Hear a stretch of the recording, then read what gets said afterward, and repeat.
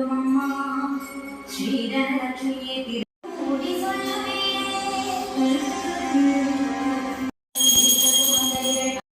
கலைமகளே நீ அமர்வாய் அருணாந்து மனையா குலதேவி மகாலட்சுமி அருள்வாய் பணிவதே பணி என்று பணிந்தேனே